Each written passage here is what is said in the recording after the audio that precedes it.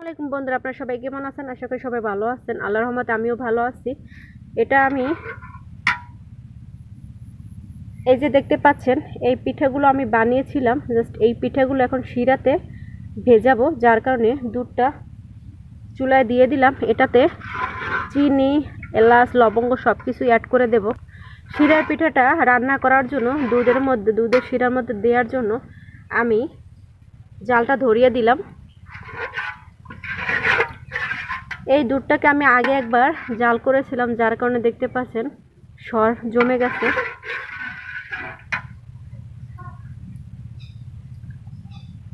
এটার মধ্যে সামান্য পরিমাণ লবণ অ্যাড করে দিচ্ছি।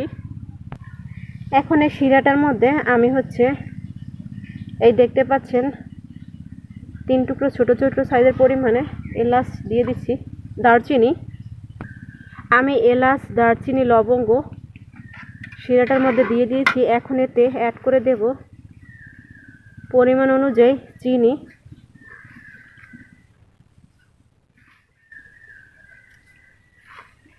আপনারা যতটা মিষ্টি পছন্দ করেন সেই অনুযায়ী চিনি অ্যাড করে দিবেন। আমি মোটামুটি অনেকটা পরিমাণে চিনি অ্যাড করে দেব।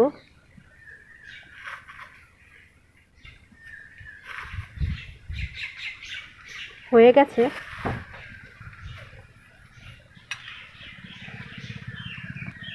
এখন নেড়ে ছেড়ে এটাকে ভালোভাবে জাল করে নিতে হবে।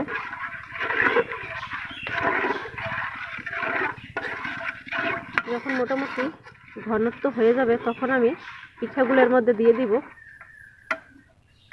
আপনারা চাইলে শিরার মধ্যে বাদাম বাটা, কাজু বাদাম, কাঠবাদাম, চীনাবাদাম আর কিশমিশ, এগুলো সব কিছু বাটাবাটি করে নিতে পারেন। এটার মধ্যে দিতে পারেন কিংবা ব্যালেন্ড করেও দিতে পারেন। আমি এই শিরাটার মধ্যে কাজু বাদাম আর কাঠবাদাম, চীনাবাদাম 3 ধরনের বাদাম বাটা আগে থেকেই মিশিয়ে নিয়েছিলাম যখন দুধ জাল করে নিয়েছিলাম প্রথমবার। আর এখন কিশমিশ বাটা অ্যাড করিনি বা কিশমিশ দেইনি এটাতে, আপনারা চাইলে দিতে পারেন। আপনারা যারা এই শিরাটা বানাতে গেলে একটু বেশি পরিমাণে ঘন চান, তারা চাইলে আপনারা কাজু বাদাম, কাঠবাদাম, চীনাবাদাম আর কিশমিশ এগুলো একটু বেশি পরিমাণে বাটায় অ্যাড করবেন। আর দুধ 2 লিটার দুধকে জাল করে শুধু 1 লিটার বানাবেন। অতটুকু শিরা 2 লিটার দুধ যখন জাল করার পর 1 লিটার মতো হয়ে যাবে, তখন আপনারা দেখবেন শিরাটা অনেকটা পরিমাণে ঘন হয়ে যাবে। এখন দুধ মোটামুটি জাল করা হয়ে গেছে। এখন এই পিঠেগুলো সব আমি ঢেলে দিচ্ছি শিরার মধ্যে। এভাবে কিছুক্ষণ রান্না করে নেব। উল্টে পাল্টে একটু ভালোভাবে নাড়াচাড়া করে রান্না করে নিতে হবে, তাহলে পিঠার ভিতরে ভালোভাবে ঢুকে যাবে শিরাটা। আপনাদের কাছে যদি আমার এই রেসিপিটা ভালো লেগে থাকে, এই পদ্ধতিতে রান্নাটা ভালো লেগে থাকে, অবশ্যই কমেন্টে জানাবেন। আমি বিভিন্ন ধরনের বিভিন্ন সাইজে পিঠা বানিয়েছি, বিভিন্নভাবে ডিজাইন করার চেষ্টা করেছি। জাস্ট আমার পিঠাগুলোর ডিজাইন কেমন হয়েছে সেটা অবশ্যই জানাবেন। শিরাতে জাল করে নেওয়ার পর দেখতে পাচ্ছেন কি সুন্দর ফুলকো ফুলকো হয়ে যাচ্ছে পিঠাগুলো।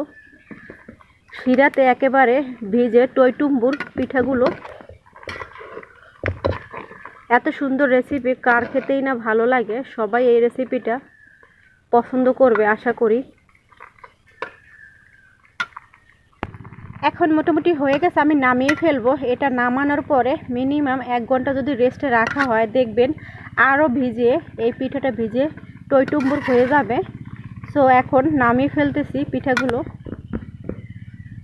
পিঠাগুলো শিরাতে ভেজানোর পর দেখতে পাচ্ছেন কি সুন্দর একটা কালার আসছে, কি সুন্দর দেখাচ্ছে। খেতে কতই না টেস্টি হয়েছে এই পিঠাগুলো।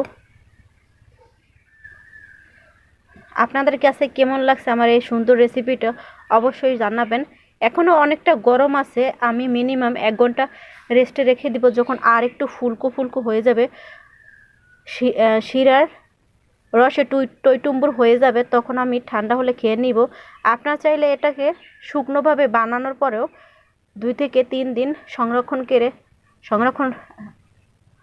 করে রেখে খেতে পারেন। আর এভাবেও পিঠা বানানোর পরে ফ্রিজে নর্মাল টেম্পারেচারে রেখে আপনারা মিনিমাম 3 থেকে 4 দিন খেতে পারেন। ঠান্ডা ঠান্ডা পিঠাগুলো আরও বেশি মজা হয়।